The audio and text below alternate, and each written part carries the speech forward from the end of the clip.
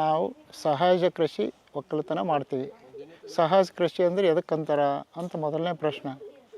ಸಾವಯವ ಕೃಷಿಗೆ organic chemical ಕೃಷಿಗೆ ಎಷ್ಟು ಡಿಫ್ರೆನ್ಸೋ ಅಷ್ಟೇ ಡಿಫ್ರೆನ್ಸ್ ಸಾವಯವ ಕೃಷಿಗೆ ಸಹಜ ಕೃಷಿಗೆ ಐತಿ. ಸಹಜ ಕೃಷಿದಾಗ ಏನೋ ಹಸ್ತಕ್ಷೇಪ ಸ್ವಲ್ಪ ಉಳಿಮೆ ಇರ್ತದೆ, ಸ್ವಲ್ಪ ಹಸ್ತಕ್ಷೇಪ ಇರ್ತದೆ, ಅಷ್ಟೇ ಮಾಡ್ತೀವಿ.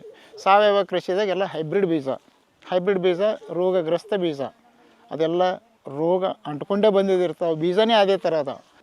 ಮನುಷ್ಯಕ್ಕೆ ಬದುಕಲಿಕ್ಕೆ ಏನೇನು ಬೇಕು, ಏನು ಅದ್ರದಾಗ ಪ್ರೋಟೀನ್ಸ್ ಮೈಕ್ರೋನ್ಯೂಟ್ರಿಯೆಂಟ್ಸ್ ಏನೇನು ಇರಬೇಕು ಅವು ಅಷ್ಟು ಇರೋಲ್ಲ, ಏರುಪೇರು ಇರ್ತವೆ ಅದ್ರದಾಗ.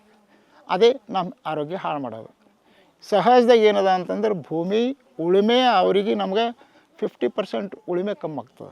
ಬೀಜ ಮಾತ್ರ ನಾವು ಕಮ್ಸೆ ಕಮ್ಮಿ ಏನಾರ 20-25 ವರ್ಷ ಹಿಡಿದು ಬೀಜ ಹಳೇ ಹದಿನೈದು ಬೀಜ ನಾವೇ ನಮ್ಮ ಹೊಲದಾಗ ಏನು ಬೆಳೀತೈತೆ ಅದೇ ಬೀಜ ಬಿತ್ತೀವಿ, ಅದೇ ಬೀಜ ಹಿಡಿತೀವಿ, ಅದೇ ಬೀಜ ಬಿತ್ತೀವಿ. ಸಹಜ ಕೃಷಿದಾಗ ನಮ್ಮ ಏನಾರ 20-25 ವರ್ಷನೂ ಅದೇ ಹಳೆಯ ಬೀಜನೇ.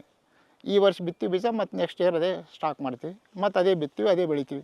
ಇದಕ್ಕೆ ರೋಗ ಭಾಳ ಕಡಿಮೆ ಇರ್ತದೆ.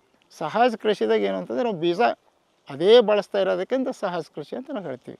ಉಳುಮೆ ಕಮ್ಮಿ, ರೇಟ್ ನಾವೇ ಫಿಕ್ಸ್ ಮಾಡ್ತೀವಿ ರೀ. ಏನು ರೇಟ್ ಇಕ್ಬೇಕು ಏನಿಲ್ಲ ಅಂತ ನಾವೇ ಫಿಕ್ಸ್ ಮಾಡ್ತೀವಿ. ನಾವೇನು ರೇಟ್ ಹೇಳ್ತೀವಿ ಅದೇ ರೇಟಿಗೆ ತೊಗೊಂಡು ಹೋಗ್ತಾರೆ. ರೇಟ್ನಾಗ ಯಾರೂ ಬಾರ್ಗೇನಿಂಗ್ ಮಾಡಲ್ಲ. ಈಗ ಬೆಲ್ಲ ಮಾರ್ಕೆಟ್ದಾಗ ಸಾವಯವ ಕೃಷಿದವರು 50 ಭೀ ಕೊಡ್ತಾರೆ, 60 ಭೀ ಕೊಡ್ತಾರೆ, 70 ಭೀ ಕೊಡ್ತಾರೆ, ಎಷ್ಟು ಭೀ ಕೊಡ್ತಾರೆ. ನಾನು ಬಲ್ಲಿ 100 ರೂಪಾಯಿ.